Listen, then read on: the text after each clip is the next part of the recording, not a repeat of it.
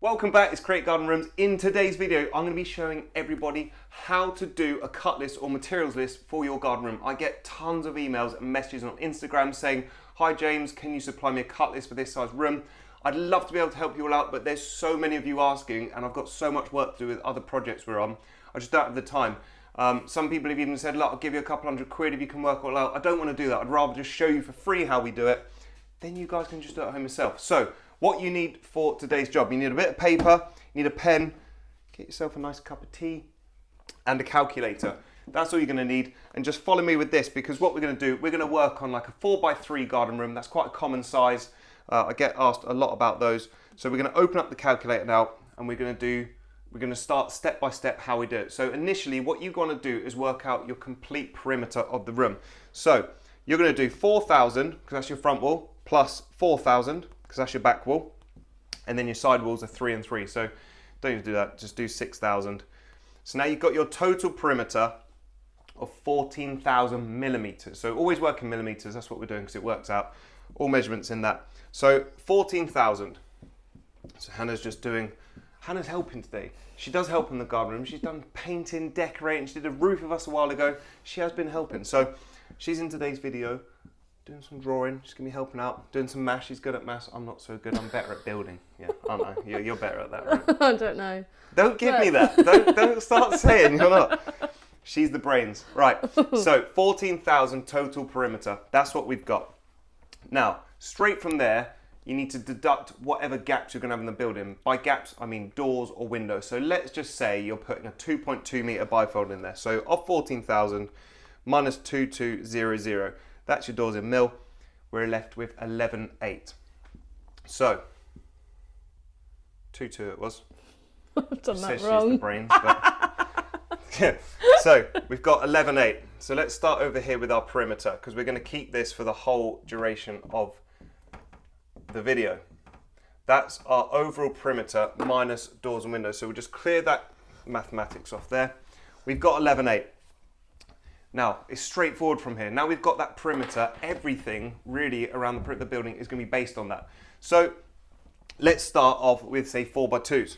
So 4x2s, let's start with 4x2s.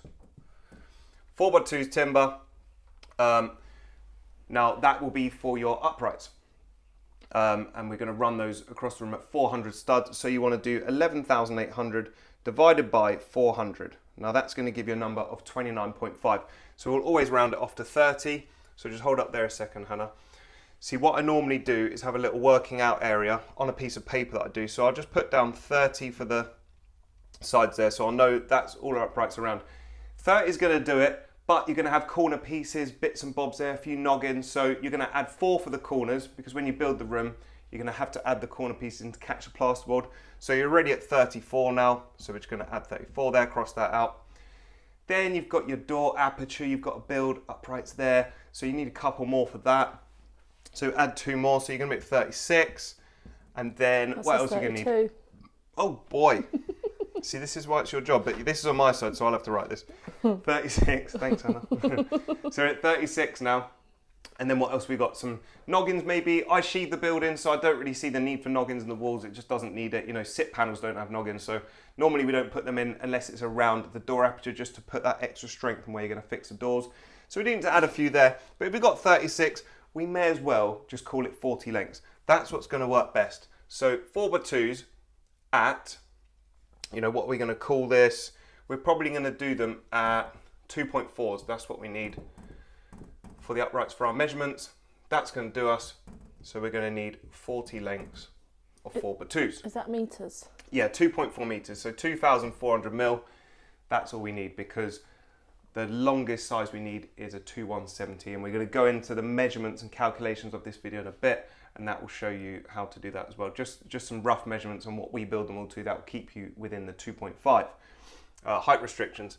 So 2.4 there. We've got 40 lengths. Now that's just for that. So now we're going to work out what we need of 4x2s for the perimeter of the building. Now it's a 4x3 meter garden room, so you're going to need 4.2 meter lengths. So 4x2s at 4.2. You should be doing this actually. Yeah. At 4.2 meters, We're going to need 1, 2 for the back, 1 for the front. So we need 3 of those. So you just put down 3 of those. And then if you're working out the sides, you need, well, let's just go 3.2. Some builders merchants will have to do 3.2s. They'll do 3 meters. If you're doing 3 meter sides, you're going to be putting it on the inside, so you're going to get away with 3 meters. So 3 meter lengths there. You're going to need 2 for the left side, 2 for the right side, so that's 4. And then we're going to need a couple up the top. So what I normally is just order a couple more. Again, it's 4x2. You're going to use it and cut its size. So just go with like 6 lengths of 3 meter. You will use it up. You think on the bottom of the wall plate on the front of the building where the doors are, you're going to use a full 4x2. But on the top, you're going to have your lintel there. You might need some overhangs. Your 2.4s might not be big enough. It's always good, nice to have a couple extra lengths of 3 meters. Not to mention, sometimes they can come proper bananaed, and you're like, oh, like if you're building a wall plate out of it, it's gonna be a pain in the ass because it's hard to straighten up, especially if you're building it by yourself, and it's better to have a bit of variety. Out of the 6, you'll probably be able to use most of them. So that's what we'll do for the 4x2s. Now we move on to the roof joists. 5x2s, if it's like a 3 meter span. What we've started to do, when we're over 3 meters, we started to double up 5x2s with the bolts. Now that worked well, but we started to use 6x2s just for the sort of bigger lengths, like 4 meter spans, and they've worked absolutely fine. 6x2s, 2 rows of noggins, there's literally no sag on the roof. We've had 2 80-kilo guys in the middle jumping about on it. It's absolutely fine. So the span table actually says it's got to be bigger, but look, you're going to get away with it. We're on a height restriction here. There's no crazy weight going on it. You're not going to ever get like 5 feet of snow in England. And even if you did, it's spread. We think that this is fine. So let's test it out. So 5x2s we'll stick with for now because we're doing a 4x3 garden room. And what you're going to need. So going back to our size, Hannah's phone's really annoying because it's on auto lock. We've got a 4 meter length of the building. So that's roughly what your internal dimension is going to be. So you just divide 4 meters by 400 and that leaves you with 10. So we're going to need 10 joists to go across the roof. Now we're going to need more than 10. So we get initial number of 10 here. Why do they need more? Why do they need more? Well, they need more because when you get to the edge, so you're going to start here to catch this bit of plasterboard, you're going to run all the way along, that's going to be 10. Now your last one is going to sit probably just under 400 gap, but then you're going to have to ladder out and you're going to have to put a perimeter of 5x2s the whole way around the building. So you need 1, 2 more for each side. So we're going to add 2 there. And then you're going to need your laddering to build out on the side. So let's just call that probably 1 length of your laddering. You're going to do them like every 600 to 800 or something like that. It's all going to be held together by all the roof sheets, so don't have to go crazy on the laddering. And we're going to extend the laddering by 235 millimeters. Now, like I said, we'll go into that later about the garden room dimensions and measurements for the construction, but they're 235, so that's going to work out there. It's going to hold your perimeter away from the building and allow you to clad up to it. Then you need your perimeter. So again, we need, it depends what length these are going to be. Look, if you're going to get them, if we're on a 4 meter building, you've got 3, you could probably get away with like 3.6s. So work out what size you need for the length. I reckon you get away with 3.6s on that. You can have 80mm stuck over the back, maybe like 400 on the front. So you'd be quite happy with 3.6 there.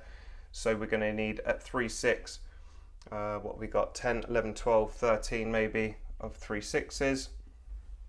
And then you can do your front perimeter. So you could probably get away with 4.2s. They might be a bit short, so you may as well just get 2 3.6 for the front, 1, 2, 3, 4. So add another 4 to that. So you're going to need 17 in total. So that's how you work out the roof joists and the perimeter. It's quite straightforward as that. Back to Hannah's phone. Now, what we are now, 8x2. So lintel, always use an 8x2. It's 195mm, I believe, or 200mm by 47. They're always different sizes, which is annoying. Sometimes they're like 200, sometimes 95, 97. That makes building the lintel supports a bit tricky sometimes because you have to keep measuring your timber. And also it's annoying if they're like 195 one end, 200 in the other. It's timber, there's a bit of leeway either way, so you've got to account for that. But either way, 8x2s, you only need 2 of them. Just get 3.6 lengths. So 8x2s, that's for your lintel. You're going to need 2 of those. So times that by 2. That'll do. You bolt them together. You can just bolt them straight together on a 2.2 meter span. If you're going up to like a 4 meter span, you probably want to use a flitch beam. You can put a steel in. We've put steels in before. I don't really think it's necessary. As soon as you flitch beam those lintels, they are solid. I've seen on construction sites, building regs sign off flitch beams for like 4 metre spans. So yeah, don't think too much into it. If you want to do a flitch beam, it's quite easy. You just get your nice bit of steel, put it in the middle, drill the holes, bolt them together. Job's a good one. So that's your lintels. Now we shall move on to, so shall we just write this up? So you've probably written this down. I hope you have. If you haven't, write it down now because you're following. So you would have been writing it down. You did what I said and got a bit of paper, didn't you? I know you did. And a cup of tea. And a cup of tea, yeah. Talking of tea, I'm going to have a bit of mine. So now rub this all off, Hannah. And we will get on to all the boards. So roof boards, floorboards and sheathing. So 11mm ply or OSB, whichever you can get, is perfectly sufficient for that. And we're going to start with the 18mm T&Q OSB. So 18mm tongue and groove, that is going to be used for the roof. Reason we use tongue and groove is because then you don't have to land every bit of wood on the stud.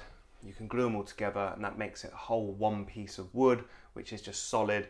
Nail it all in with your ring shank nails, absolutely spot on. So perfect. So 18mm T&Q, so T and G. I know what T&Q is. She knows, she's a pro. OSB. Oh. No, you didn't know that, did you? How many do we need of that? So if we're doing the roof, we need to work out what our overall perimeter will be. So you've got your 4 metre length. Now you're going to add your laddering for each side. So 235 plus 235. There's your laddering. Now you're going to add your width of your perimeter timber. You're going to bolt onto that. 47 plus 47. You're left with 4564. So that is your total perimeter. That's your total roof deck length or width. Yeah, width. What was the other little calculation there? Just so I've got it well, that was down. plus 47. 47 plus 47. Right. So there you go. Now you've got your width. Let's do your depth on the roof deck. Now this is one you can choose yourself because it always depends on what your overhang is going to be, but the rear will always be the same. So if you've got your 3 metre internal dimension, you want to add 80mm sticking out the back to that roof joist length, and then you want to add whatever overhang you want at the front. We normally go for like 400 or 450, and then you've got your double batten and it reduces it down a little bit. So you always end up with about a 300 to 400 overhang. We think that looks smart. You go too big, it looks a bit silly. So let's just call it 400 here. Well, let's go 450. So you written this down, Hannah? So we're going to go 3 meters. That's for the length of the depth of the room. Add 80mm onto the back. That is standard every time, as I just said. Always 80mm on the back. It allows for your cladding to go up and butt up to your soffit there. And then on the front, we're going to be adding 450mm. So now that is 3530. So we've got 3530. Now what I like to do is always round this off to a whole number because it works better for the boards when you get them. So we'll do 4.6 because it's 4564. So let's just round it off to 4.6, and then it's 3530. So we'll just round that off to 3.6. So we've got 4.6, and then we times it by the bottom one, which we've rounded off to 3.6. And that gives us a total square meterage of 16.5 square meters. Now, we are working out on these sheets, they are 1.44 coverage because they are the 0.6. We'll write this down. So a 0.6 sheet by 2.4, that equals 1.44 meters squared. Okay.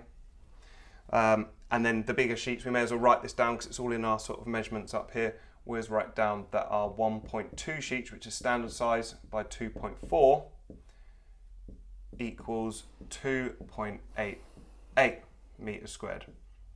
Okay, so we always have them down on this. When we're doing our calculations, it's easy. You know, if you're not a professional at this and you don't know these sizes, it's nice to just have them written down. So when you're doing your quick measurements, you can go, oh, what's that sheet? You always know that the bigger sheets are 2.88 and the smaller ones are 1.44.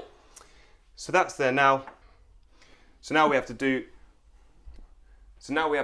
is just divide our 16.56 total square meters for the roof, by the 1.44 because we're using the 0.6 by 2.4 boards. So divide by 1.44, that's going to give us 11.5 boards. So you're going to need 12 boards. Get your 12 boards. This is 12 boards of this? Yeah, 12 boards of 18mm TNG, and that will cover your roof deck. So 12 boards, that's how you work it out. Hope you've all written it down as before. If you have, let's just clear this all off, because now we are going to go and work on the moisture resistant board, which is the floorboards. Now again, very similar calculation. Work out your internal square meters of your floor. Let's just go off 4 by 3. You're going to have 12. Very easy maths there.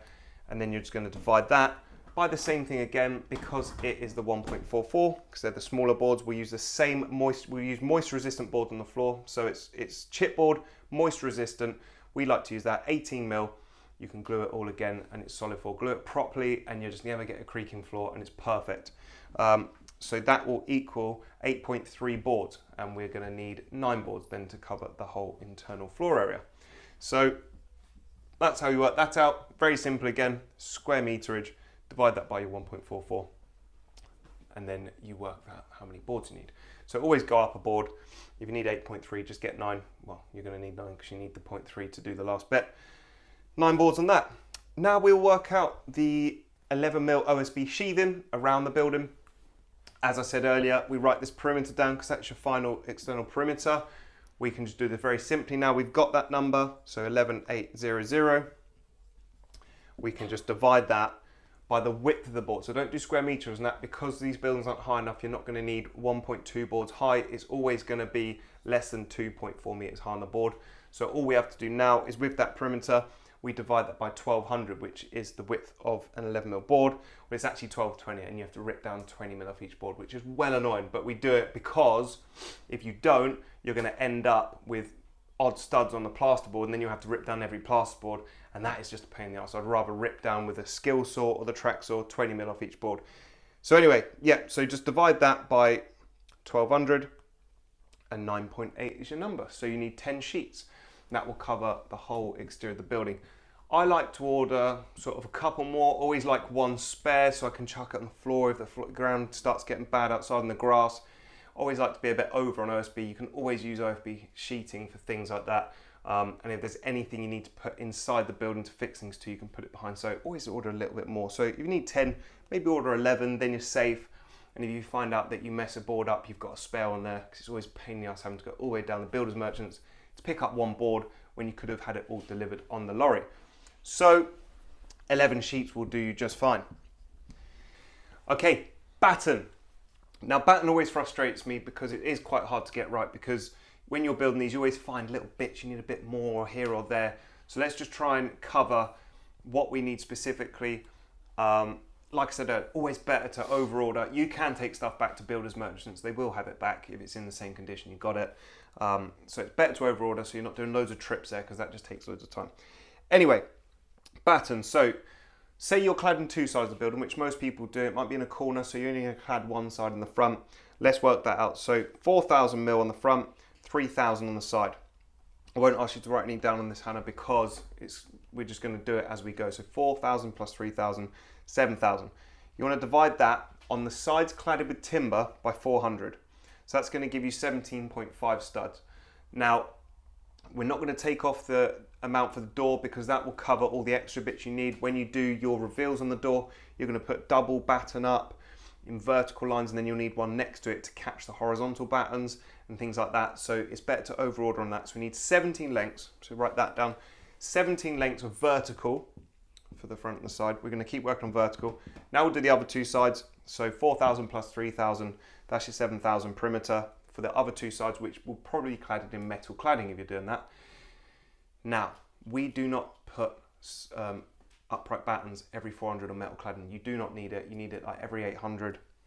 That is completely sufficient to hold it on. Those battens are fixed in.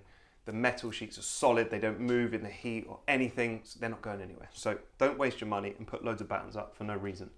So yeah, 7,000 divided by 800 is 9 lengths. So that's what you do. It's 8.75, but you're going to need line lengths, basic verticals for that side. So add that. So 17 plus 9, we're at 26 altogether. equals 26. So that is your vertical batten. So put a little V there. I've put vertical there. Oh yeah, oh, she's on it. So 26 battens for the vertical. Now you got to do your horizontal. Very easy to work out. Again, it's just going to be front by side. So that's 7,000 mil as we've already established. And that's basically 7 meters of batten. So you're going to need 7 meters for the front and the side. Times that by 6 rows. That is 42 meters of batten. Now, depending what length batten you're getting, if it's 4.2, just divide that by 4.2 and you're going to be left with 10. So you need 10 lengths of horizontal just for those sides there. So you need 10 lengths there. Perfect. Now we'll go on to these ones. On the metal cladded side, on the back and the side that's not got timber cladding, again, we don't load up cladding, we don't load up batten, we don't need to. We do 3 rows, one at the top, one in the middle and one at the bottom. That holds the metal cladding just fine, and you stitch all the metal cladding together with stitch and screws so they don't go anywhere, and 3 rows is enough. So again, do your 3 times 7, which is 21. So you got your, you got your 7 meters. So 3 plus 4, 7 meters. So times that by 3, which is 21. So 21,000 mil divided by 4.2 lengths. You're going to need another 5 lengths of horizontal batten. So that's 5 lengths there. So we've got 15 now total horizontal. That works out roughly what batten you need. And it's worth noting, I've made a little mistake here. On the vertical battens, we've got 26 lengths. Just remember that they're only like 2.1. So you're going to be using half a length actually. So where it says 26 lengths, it's actually divided by 2. So, apologies for that. You're only going to need 13 lengths there for the vertical ones in total. So 13 plus 15, come on mathematician, what is that before me? No, 28 lengths. So I said earlier 3 packs, that's about right. 3 packs of batten should cover it. Don't go and get 4 because that would probably be a bit too much. So 3 packs should cover a 4x3 or 4.2 meter batten. Right, next, moving on to the insulation. Insulation is important. Now this is going to vary depending on what you use. In our garden rooms, we use a different type of insulation now. We actually use, we actually use Hybris insulation. Go check it out. It's made by a company called Actis. The model is called Hybris. We love it. It's like a multi-foil insulation. So much nicer to work with than Celotex. No dust or crap. And the U values are very, very similar. They're only a tiny bit off for the given depth of the insulation. So we use 90 mil Hybris in the walls.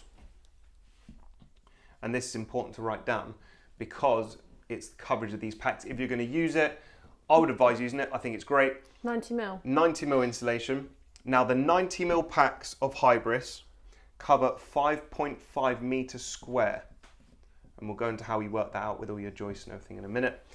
And then we use 125 mil Hybris in the roof joists in between them. So 125 mil pack covers 2.7. So put 125, sorry, yep. Mil. That covers 2.7 meters squared. And the top one covers 5.5. So there's your numbers, get them written down. 5.5? Yep. Okay, so working out the wall insulation, again, we're going to do our total perimeter, 11,800, because that's without the doors. Now you want to divide that by 400 again. This is how we work it out. And you've got 29.5 gaps, okay? Now you want to deduct that because those 29.5, that's 29 studs all around the building. You want to now times that by 47 mil. And that gives you 1386. So that's important to write down there because what we've got is 1386 of timber that's actually blocking where our insulation is going to go. So that means you need less per square meter because obviously you've got to allow for that. If you were to just do it for that size, you'd end up with loads more. So now we take that off our numbers. So we do our 11,800 minus 1386, and that leaves us with 10,414. And that is our overall amount. Now, roughly, your back joists are going to be, your back uprights are going to be 2.1 and 2,170. That's the highest point in the building. So we always go off the highest just to allow for any mistakes or anything like that. So you're going to do 10,414 times by 2,170, and that's going to give you 25. Now divide that by 1,000, and that will give, oh fuck, I fucked up there. You did a bit. Right. Okay, so what we're going to do is we're going to do 10.4 meters, because that's 10.4 meters, times that by your 2,170, so we're just going to call it 2.2, round it off, and that gives you 22 square meters of area around the walls without the doors. Now you divide that by your pack size that you've written down earlier. You know the 90mm covers 5.5, 5.5, you're left with 4 packs. That's all you need, 4.1 packs. So buy 5 packs, you can have a little bit left over, but if you make any mistakes cutting it, which sometimes you do, might trim this a bit too small, it's always nice to have there. So we need 5 packs of the 90mm. You're right, because you're better That was a terrible... Yeah, that is just shocking. Just a terrible 9. Roof Say it again. into the ceiling insulation. How many packs do you need? This one? 5. 5 packs. Insulation in the roof.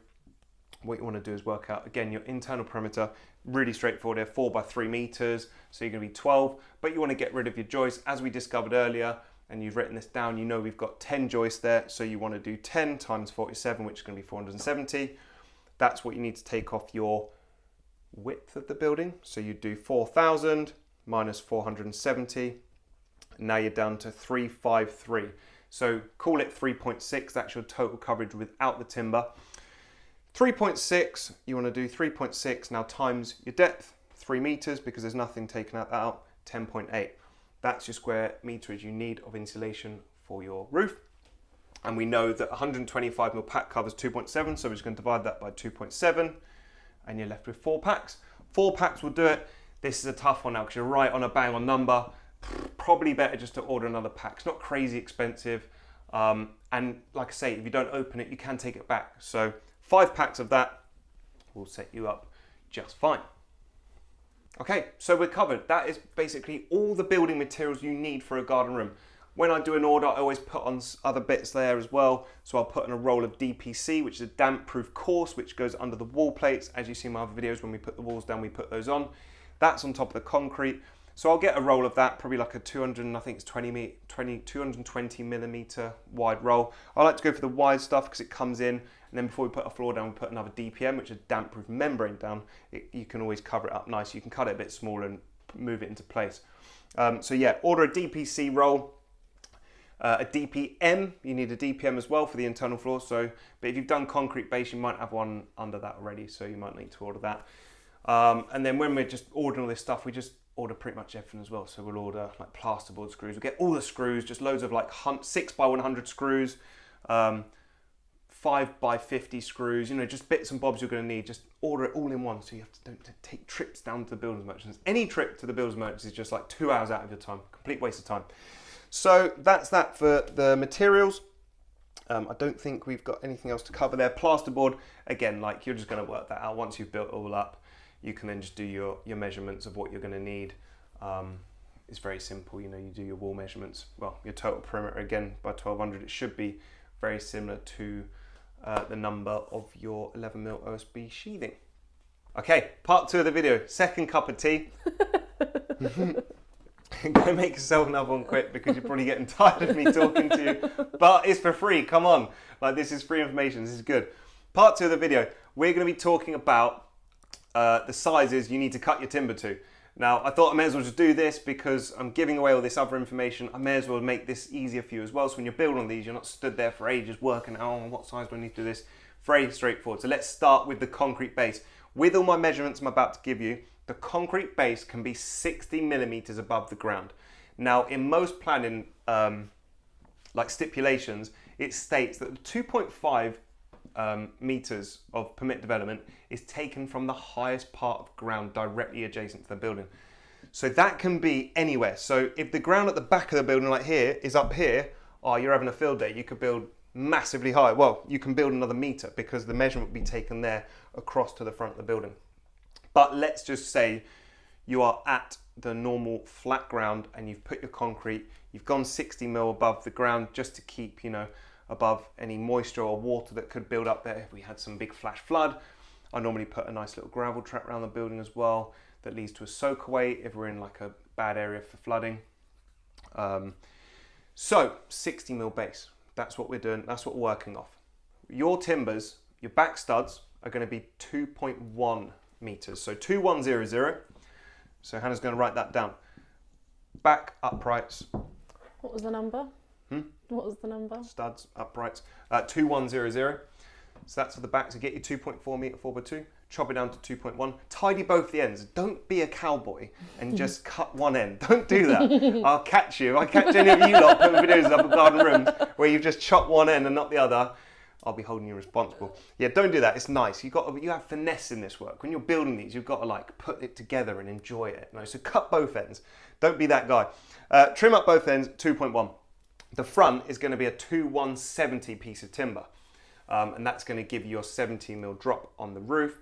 Over 3 meters, over 4 meters is absolutely fine. If it's like 6 meters, you might want to go up to 100 because it's not much fall. But just remember, if you put a spirit level on it and the bubble isn't level, the water will obviously always fall to the back. You know, we're not working some crazy building regs here where they want like a 45-degree like pitch on the roof. Don't need that. Okay, so 70mm on the front. So 2170. So this is front studs. Front studs, 2170mm. Now, we've got two options to build the side ones. You've seen in my videos before how I build the walls. The best way I like to do it is by putting an angle and everything. Now, I'm not going to go into that here. You can watch the other videos on how we build our stud walls at an angle. It is straightforward. It takes a little bit of calculations, but you build them all at the same time. It's the best way of doing it. And it works out easier for all the laddering and everything like that. So they're just going to follow suit. You're going to start your first one at 2170. You're going to finish with a 2.1, and then you're just going to work out how many studs you got. Divide that drop 2170 between your studs. So you've got 70mm drop over 10 studs. That's probably going to be 7mm stud, and that'll work out. I hope my maths is right on that, but yeah, it should be. But yeah, watch that other video if you want to watch how we do the studs. So that's your measurements at the front. Now, lintel supports. This is another one. You're going to take ages working out, what size I need, measuring back, working the thresholds out. Just follow this and it's straightforward. So 1970, I believe I've got written down here. Yeah, 1970. So 1970mm, and that is for your lintel support. So that's your front stud where your lintel is going to fit on. Put your lintel 300 or 400mm wider than your door aperture. So if you've got 2.2, you probably want to go 3, 4, 5, 6, 7, 8, 9, 10. Yeah, you want to put like a 3 meter lintel in there. So cut your lintel to 3 meters, your 8x2, bolt it together, do what you're doing there, and then build your lintel supports around that. Now, you've seen in the other videos how we do that, but that is going to be a 1970 lintel support. It's going to have a bit of 4x2 sat on it. And that's how you do them. You don't put them on the inside because that's not where the weight's bearing. You put them on top of the lintel supports, on top like that, and then that will give you a perfect measurement from that plate there to the top of the rest of the wall cheeks that you've put in. So that's how it's going to work out nicely. Now, as I said earlier, 8x2s come in stupid sizes. Sometimes they're 200, sometimes they're 195. So you may find you might be a little bit below or you might be a little bit above. So it's always worth measuring your 8x2s beforehand and just double checking those measurements. Worst case, you're a bit above by a few mil, and if you've got a planer, you can just run that down it and get it super smooth. That's what we do often, because sometimes, as I said earlier, it's 195 on one end and 200 on the other. You're working with timber, so look, don't try and get everything perfect. There's always a way to work with it. You can shave it, trim it down. That's the beauty of working with timber. What else? Standard ladder 235. So as I mentioned earlier, the laddering on the roof deck is 235mm. So that's going to be from your external joist here. It's going to catch a plasterboard on each side of the room. You want to put a 235mm ladder on there. So 5x2, 235mm, and that will allow for one piece of cedar underneath all your perimeter. So in your soffits, you'll put like 4 on the front, but this saves cedar on the side. It will allow for one piece of cedar to fit in there. And then when you've double battened on the side, your cedar is going to butt up to that and you haven't wasted any cedar. So that is going off the cedar, of course. If you get it from Cedar Direct, that's where we get our cedar from. Great company, fantastic family-run business. And their cedar covers 130mm on their standard T&Q V-groove cedar. They do different sizes, but we like the 130mm coverage. Works really well for us. So that is the ladder sorted out. What about how you measure for the cedar, or is that very last? Yeah. So measurements for cedar, Hannah's just made a good point there. How do we measure out for cedar? As I just said, it's 130mm coverage, so you're just going to add up however much your perimeter is of size, and then you're just going to divide that by 130 mil, and that's what And you're going take to away need. the doors. And take away the doors, of course, yeah. Or window, if you're having a window. Yeah, and the window, and then you need to work out your cedar for the soffits.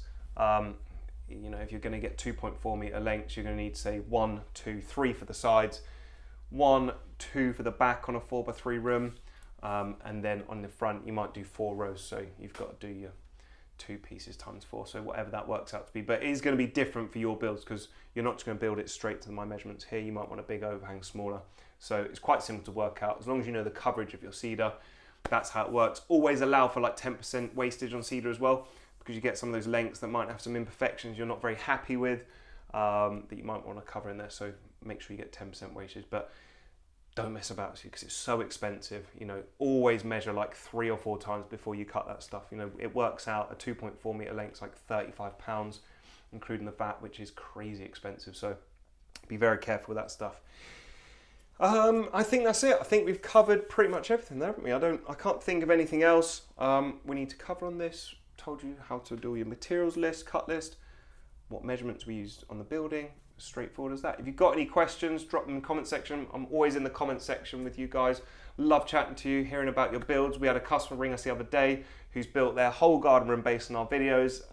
They've actually been calling us quite a lot, and we've been giving them advice, and we love doing it. So yeah, don't think you're being a pest by dropping in the comment section and asking questions. No question is stupid, because if this isn't your profession, how are you supposed to know? So never think a question's silly. We've all been there. We're all learning to do stuff. So don't think that at all. Always happy to chat with you guys and help you out. So thank you very much for watching. I hope you've enjoyed this video, and I hope it has helped. And I hope now maybe I get a few less emails asking about cut lists, and perhaps some just little questions about hints and tips, which I'm always happy to answer. And I hope that now you guys can go away, put your cut list together for free, of course. This is not being charged at all, so happy days. Thank you very much for watching, and we shall see you on the next one. Goodbye.